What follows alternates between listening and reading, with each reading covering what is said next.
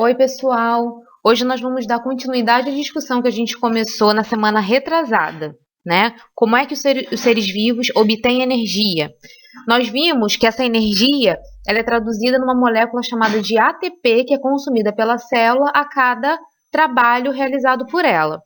Na nossa última aula, nós vimos que os seres aeróbios, que são aqueles que consomem oxigênio para produzir energia.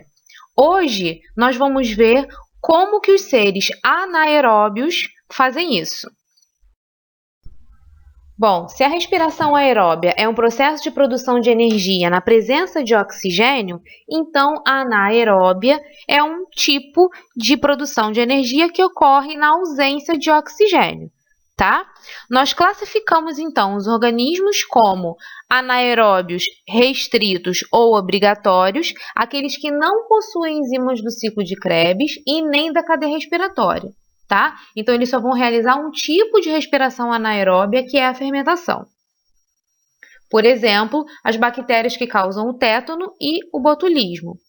Os organismos que são classificados como anaeróbios facultativos são aqueles que, na presença de oxigênio, eles realizam respiração aeróbia, mas caso falte oxigênio, eles realizam respiração anaeróbia, como é o caso da fermentação. Por exemplo, o levedo da cerveja. E os organismos aeróbios estritos, que são aqueles que só realizam respiração aeróbia e, na ausência de oxigênio, eles morrem, como, por exemplo, a maior parte das nossas células. Bom, a respiração anaeróbia é realizada por algumas bactérias que vivem em solos profundos com pouco oxigênio e produz uma quantidade menor de ATP em relação à respiração aeróbia. Esse processo ele é classificado como respiração porque também é realizado em 3 etapas, assim como a respiração aeróbia, mas sem a presença de oxigênio. Tá? Essas células elas apresentam enzimas presentes na membrana plasmática. Entre os tipos de respiração anaeróbia, nós temos a fermentação. Então, a fermentação ela é um processo anaeróbio, tá? Mas nem todo processo anaeróbio é fermentação. Então, a fermentação é outro processo de liberação de energia que ocorre sem a participação de oxigênio, tá? Nesse processo, a glicose ela é degradada parcialmente. A gente falou na semana passada sobre respiração aeróbia, eu trouxe esse esqueminha aqui só para a gente lembrar que na respiração aeróbia, a primeira etapa, que é a glicólise, ocorre no citoplasma. Eu, inclusive, chamei a atenção de vocês sobre o fato de todos os seres vivos realizarem essa etapa, porque todos os seres vivos têm citoplasma, certo? Só que na respiração aeróbia, o produto da glicólise, que são esses 2 piruvatos, eles são conduzidos para a mitocôndria e lá ocorrem as outras 2 etapas da respiração aeróbia, que é o ciclo de Krebs e a cadeia respiratória. Na respiração aeróbia, a gente comentou que a glicose ela é totalmente degradada, né? E tem um saldo final de 34, 38 ATPs, certo? Só que na fermentação, ou o organismo não tem mitocôndria, ou o organismo tem mitocôndria, mas ele não tem disponibilidade de oxigênio. Se ele não tem disponibilidade de oxigênio, não adianta nada ele ter mitocôndria, porque ele não consegue terminar de degradar a glicose, certo? Então, o que acontece? O piruvato produzido na glicólise, por não ter mitocôndria ou o organismo se encontrar na ausência de oxigênio, as 2 etapas seguintes da respiração aeróbia não acontecem. Então, não acontece nem o ciclo de Krebs e não acontece a respiração, a cadeia respiratória, né? Então, o piruvato, que é o produto da glicólise, ele é transformado, ele é convertido em outra substância. Dependendo da substância que essas moléculas de piruvato são transformadas, a gente tem um tipo de fermentação, tá? Ao todo, são 3 tipos de fermentação. Vamos ver agora quais são. Então, aqui, nós temos 2 tipos de fermentação que a gente vai mencionar agora inicialmente, que é a fermentação lática e a fermentação alcoólica, tá? Na fermentação lática, a glicose ela é degradada em piruvato, a gente viu isso, né, na glicólise, na nossa última aula, que é a primeira etapa da respiração aeróbia. A fermentação ela realiza esse processo. Então, a glicose ela é transformada em ácido pirúvico, em piruvato, né? Tem um saldo de 2 ATPs nesse processo, né? Lembra que a gente falou isso semana passada, né? Só que, por não ter mitocôndria ou esse organismo estar em um ambiente em que ocorre ausência de oxigênio, o ácido pirúvico fica sem ter lugar para ir, né? Na respiração aeróbia, a gente viu que ele era direcionado para a mitocôndria, e na mitocôndria ele passava pelo ciclo de Krebs e depois para a cadeia respiratória. Isso aqui não acontece na fermentação.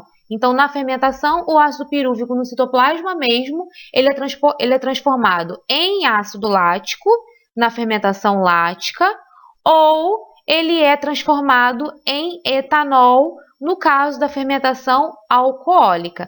Atenção para esse gás carbônico que está sendo liberado aqui, ó, na fermentação alcoólica, que na fermentação lática isso não acontece, tá? Então, a fermentação lática produz ácido lático e ela é realizada por bactérias, por exemplo, os lactobacilos, utilizados na produção de laticínios, iogurte, coalhada, requeijão e queijos, né? Os famosos lactobacilos vivos que a gente encontra no Yakult, e também por células musculares. Sim, as nossas células musculares, que é um outro exemplo de célula que realiza fermentação lática. Aí vocês podem perguntar, mas poxa, professora, a gente respira, a gente está agora num ambiente com oxigênio, por que as nossas células musculares realizam fermentação lática? Em situações de atividade física muito intensa, o nosso sistema sanguíneo, a nossa corrente sanguínea, pode não dar conta de levar oxigênio para as células musculares na medida que essas células precisam contrair para produzir energia e a gente continuar realizando aquela atividade física. Então, as células musculares, elas começam a produzir energia em anaerobiose, ou seja, na ausência de oxigênio. Elas começam então a realizar fermentação lática para produzir oxigênio, mesmo que seja uma produção bem baixinha em comparação à produção da respiração aeróbica, tá? Mas se a gente faz fermentação lática com as nossas células musculares, o que a gente faz então com o ácido lático produzido? Quando esse ácido lático ele é enviado, ele termina de ser degradado posteriormente, tá? Provavelmente vocês já passaram por alguma situação em que vocês realizaram uma atividade física muito intensa, pensa naquele primeiro dia de academia, em que você começa a fazer um monte de exercício que você não estava acostumado a fazer, né? Aí no dia seguinte você está toda quebrada, toda dolorida. Por que isso acontece? Porque a sua musculatura está cheia de ácido lático, que é esse ácido lático realizado pelas células musculares a partir da fermentação lática, tá? À medida que o tempo vai passando, a gente começa a decompor esse ácido lático e aquela dor muscular começa a passar, tudo bem? Então, a fermentação alcoólica, ela tem como produto gás carbônico e álcool etílico, e ela é utilizada na produção de bebidas alcoólicas e na produção de massas, como massa de pão e de pizza, tá?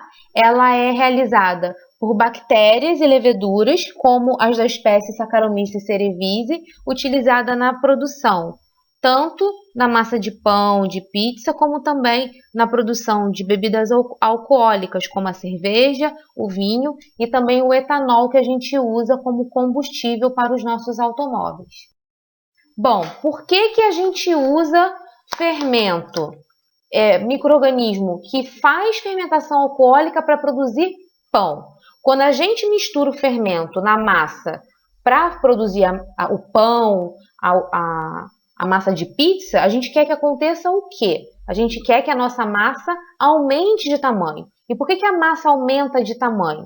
Porque os micro-organismos que estão realizando a fermentação, eles estão liberando gás carbônico nesse processo. E quando eles liberam gás carbônico nesse processo, a massa infla, a massa aumenta de tamanho. Por isso que o mesmo fermento que a gente usa para produzir bebidas alcoólicas e etanol para abastecer os nossos automóveis, a gente também usa para produzir massa de pão e massa de pizza, tá?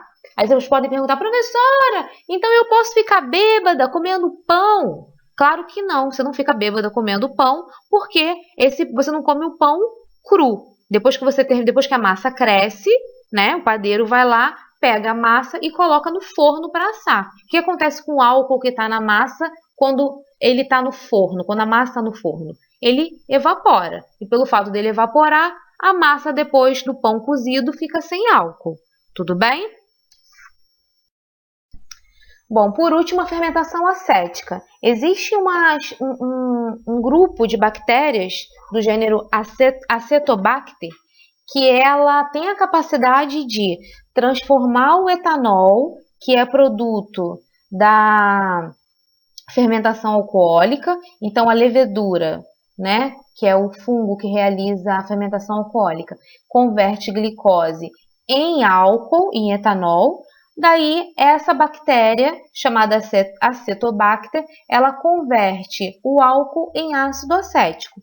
Vocês já devem ter ouvido falar, né, que vinho, dependendo das condições em que ele fica armazenado, à medida que o tempo vai passando, ele pode ser transformado em vinagre, ele fica azedo, né?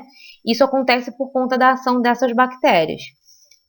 Agora, a parte boa é que ela pode ser utilizada na produção de vinagre, tá? Então, o vinagre ele é ácido acético, produto da ação dessas bactérias que transformam o álcool em ácido acético.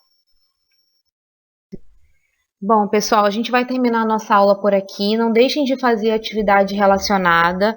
É muito importante que vocês façam a atividade, porque ela complementa a nossa aula. Se vocês tiverem qualquer dúvida, comentem aqui abaixo nessa postagem, que eu vou respondendo. Eu entro na plataforma quase todos os dias e olho os comentários de vocês.